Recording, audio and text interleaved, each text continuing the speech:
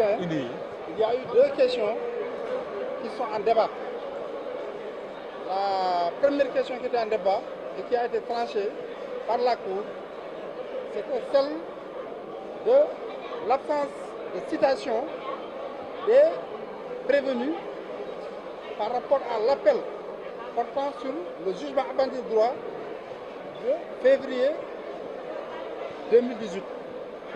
Si vous vous souvenez, on avait d'abord plaidé sur la compétence, on a plaidé sur la violation de l'immunité parlementaire et donc sur un certain nombre de questions qui n'avaient pas été jointes au fond.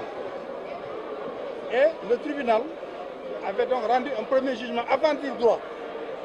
Tandis qu'une deuxième partie des exceptions de nullité soulevées par la défense avait été jointe au fond et ont donc été tranchées dans le jugement du 30 mars 2018.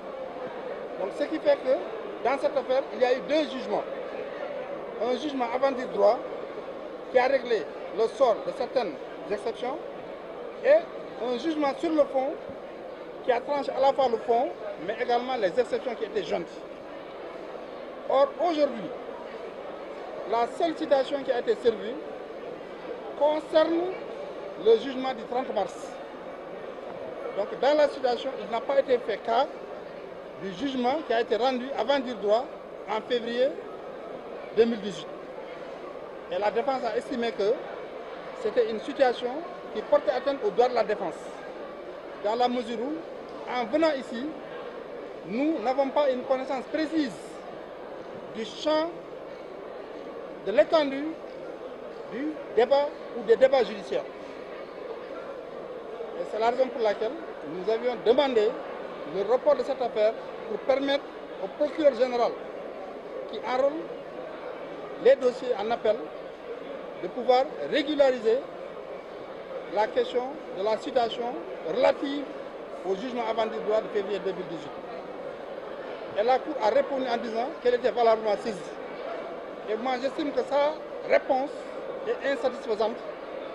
La Cour a statué infra petita, c'est-à-dire n'a pas répondu à toutes les questions qui lui étaient posées. Parce que la question n'était pas de savoir si la Cour était bien saisie ou mal saisie.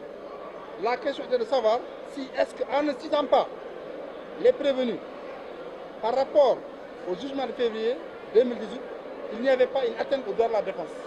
Et sur ça, la Cour n'a pas répondu.